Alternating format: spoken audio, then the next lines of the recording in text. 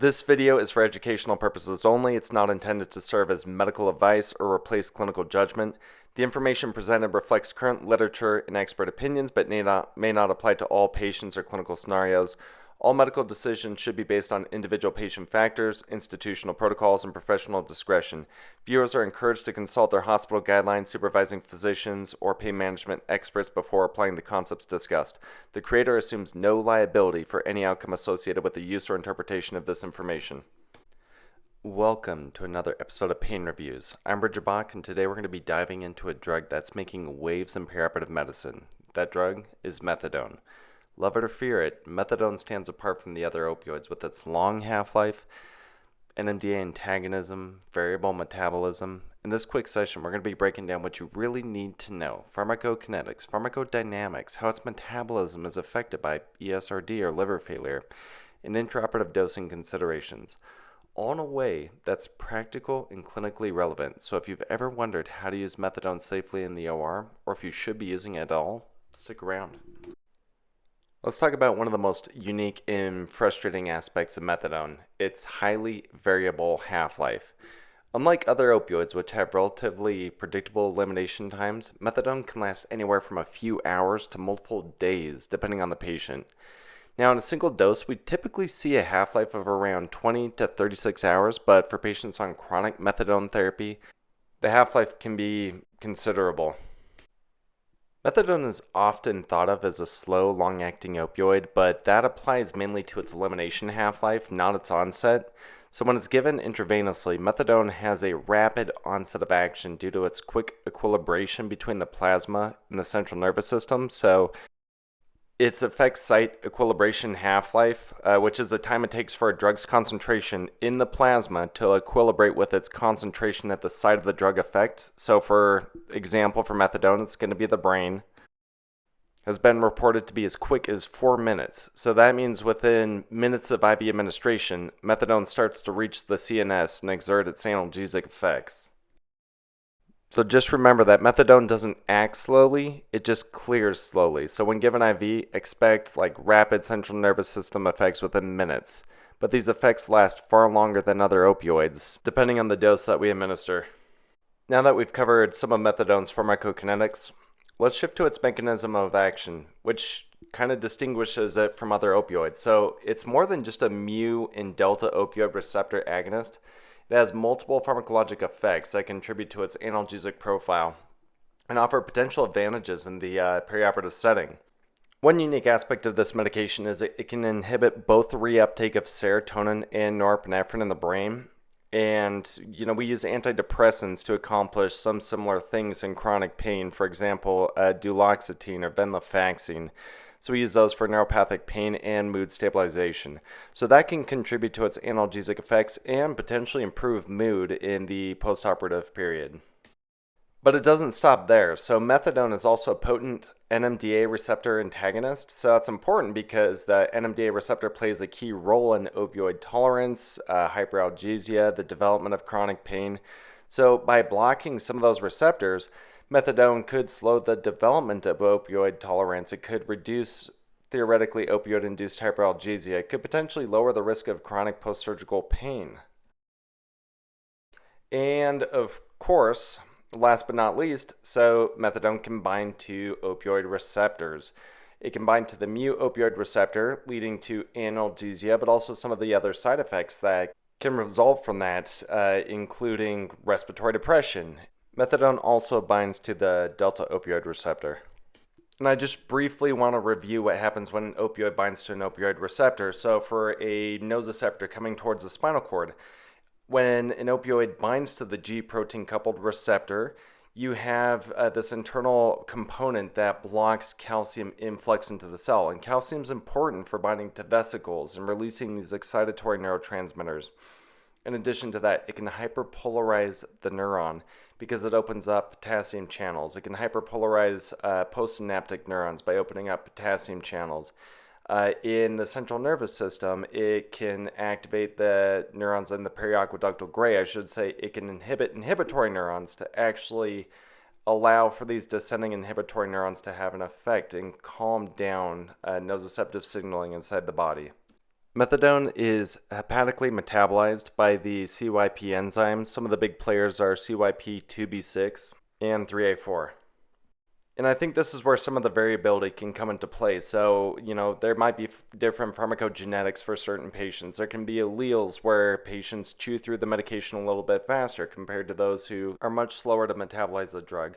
Also, certain inhibitors, CYP inhibitors or inducers, might change how quickly the drug is cleared. So it's good to consider that in your dosing strategies as well. Methadone's metabolites are, however, inactive. Now, since the drug is hepatically metabolized, obviously if there is significant liver impairment, this is going to change the rate at which the drug can be cleared from the body. And you'll probably want to consider that when you're thinking of what dose you want to give a patient, if you give the medication at all. In patients who ingest alcohol chronically, it's going to increase the metabolism of methadone. However, if they're acutely intoxicated, then it's going to decrease the rate at which the drug is going to be cleared.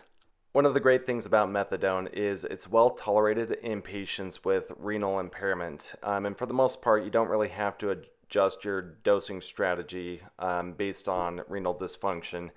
However, patients with chronic renal disease are probably going to have other comorbidities, and you're going to have to consider that. So they might have QT prolongation. They might be on alkalizing agents, which can decrease the rate at which methadone is cleared renally, but only a small amount of the drug is actually renally cleared, about 10% or less as unchanged medication. When methadone is being initiated, some people advocate for a reduced dose in cases of significant renal dysfunction, but this would be more applicable to chronic dosing versus one-time intraoperative dose. So when methadone is given in a smaller dose, the way that its effect is cleared from the body is essentially it's redistributed to some of the surrounding tissues. So when given in smaller doses, it can act like a short-acting opioid. However, when you give it in larger doses, so its clinical effect is actually cleared through terminal elimination. And that's where it starts to act like a longer-acting opioid. So essentially, some of the peripheral compartments might become saturated, and then redistribution slows down because there's more methadone just remaining in the circulation. Peripheral tissues stores become less able to kind of pull methadone away from the CNS. So at this point, the duration of effect is dedicated more by metabolism than redistribution. So here's the goal of intraoperative methadone dosing. It's kind of like a Goldilocks situation. So if you give too much, you're going to saturate the body's storage tanks, and then methadone can't redistribute, so it sticks around way too long. You get great pain relief, but also the patients might have significant respiratory depression. You couldn't need like a reversal agent to kind of fix that. But if you give too little, then the effect wears off too quickly because it just redistributes, and then you're basically just giving the equivalent of a short-acting opioid. So the goal is that you want to give just the right amount, like any medication, I suppose, in anesthesia. But you want to hit a point where it redistributes, but also metabolism becomes the rate-limiting step. And there's a threshold called the minimum analgesic threshold. And this is going to vary patient to patient. So think of it this way. If you stub your toe, the amount of methadone that you would need to cover that type of pain is probably going to be much, much lower than if you had a midline laparotomy. Because they're just going to be different amounts of nociception flooding into the body. This is also going to vary person to person. Some people who are more prone or more sensitive to pain stimuli than others. So the minimum analgesic concentration is going to be variable. Some of the earlier studies found that that's anywhere around 30 to 50 nanograms per milliliter. And again, this is going to be variable. I think the number is less important than the concept itself. This is going to be a depiction of what happens when you give different doses of methadone. So there are going to be 4 different lines here. So let's pretend the dotted red is 5 milligrams of methadone, the yellow is 10 milligrams of methadone, and the fuchsia is 15 milligrams of methadone, and the white is 20 milligrams of methadone. So again, when you give a smaller dose of methadone, it's going to have a peak, and then it's going to redistribute very quickly. The higher dose you get, the longer you're going to stay above that minimum analgesic concentration because the peripheral compartments are going to be saturated, and then you rely on that metabolism. So if you give that 5 milligram dose or that red dose, then you're peaking above that minimum analgesic concentration, but only for a short period of time, and then you redistribute and you're beneath that again, and then it acts like a short-acting opioid. The other side of the coin is going to be the respiratory depression. This can be really difficult to predict. Some patients might be more prone to having respiratory depression, so in patients who are older, in patients who are sicker, who are on other sedating substances or medications, these might be the individuals who are more prone to have respiratory complications from methadone. So there's little data on what serum concentrations correlate with respiratory depression. Some of the earlier studies, they had patients who fit their definition of respiratory depression. When they drew serum levels, they found that these patients were usually somewhere around the ballpark of 100 to 110 nanograms per deciliter.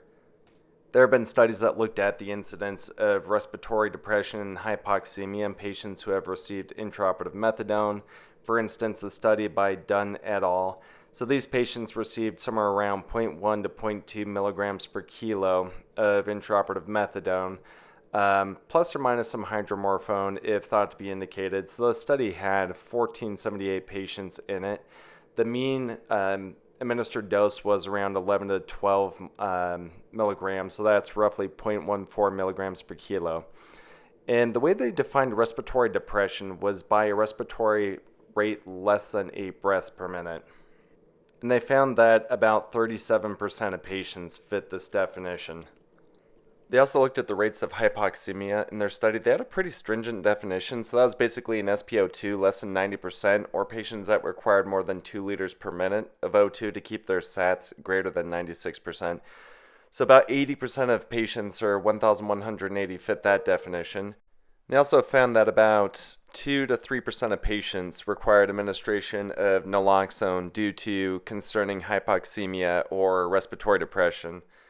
And ultimately, about a third of the patients used at least one sedating medication preoperatively, so that it could be a musculoskeletal relaxant, benzodiazepine, gabapentinoid. Those things can predispose patients to significant respiratory depression. The average age in the study was about 60, average BMI was about 30, and many of the patients were already on opioids preoperatively. There's another study done by Carlet et al., and they looked at the rates of respiratory depression following the administration of intraoperative methadone, and they had a pretty decent number of patients in the study, 2,437. The average methadone dose administered was 0.16 milligrams per kilogram, so that equated to 13 to 14 milligrams for a mean dose. And ultimately, 15 of the 2,437 patients, or 0.62%, required the administration of naloxone for some concerning presentation. And then they looked at morphine as a comparison, and they found compared to morphine, the patients that received methadone were typically younger, more likely opioid-tolerant. They likely had a higher ASA status and had longer surgical times. In the morphine comparison group, they had 12,085 patients, and those patients received morphine at the end of their surgery. On average, they received 0.21 mg per kg. So that equated to about 11 milligrams, and 0.56% of those patients required naloxone, or 68 patients. So the rates of naloxone administration between the two groups were pretty comparable. So this concludes part 1 of this video series for the considerations surrounding the administration of intraoperative methadone. I want to wrap it up with a few key takeaways. So who's a good candidate for intraoperative methadone, and who might you think twice before giving it to? So patients who are great candidates, in my opinion, for intraoperative methadone, if they're undergoing a major surgery and they'll benefit from long-lasting analgesia, like 12 to 24 hours of pain relief afterwards. Opioid-tolerant patients who already have some resistance to traditional opioids and they can tolerate methadone's prolonged effects. Patients with ESRD. Since methadone's not renally cleared, it could be a safer choice than morphine or hydromorphone for some of these patients. And patients at high risk for opioid-induced hyperalgesia, it's got that NMDA antagonistic property, and that can help prevent tolerance or central sensitization. We may want to think twice about giving it to patients with significant respiratory risk factors that include OSA, obesity, hypoventilation syndrome, History of postoperative respiratory depression in the past, elderly or frail patients that could have slower metabolism, higher risk of prolonged sedation, patients on serotonergic medications, SSRIs, SNRIs, MAOIs. Since methadone inhibits the serotonin reuptake, there is a theoretical risk of serotonin syndrome. Patients with advanced liver disease. Since it is hepatically metabolized, severe liver dysfunction can lead to unpredictable metabolism. So bottom line, it's a powerful tool in our intraoperative pain management toolbox, but like all our other tools, it needs to be used in the right context for the right job. So, think wisely about your patients, dose it correctly. It can be a big game changer for some patients. So thank you for watching this episode, and always dose responsibly.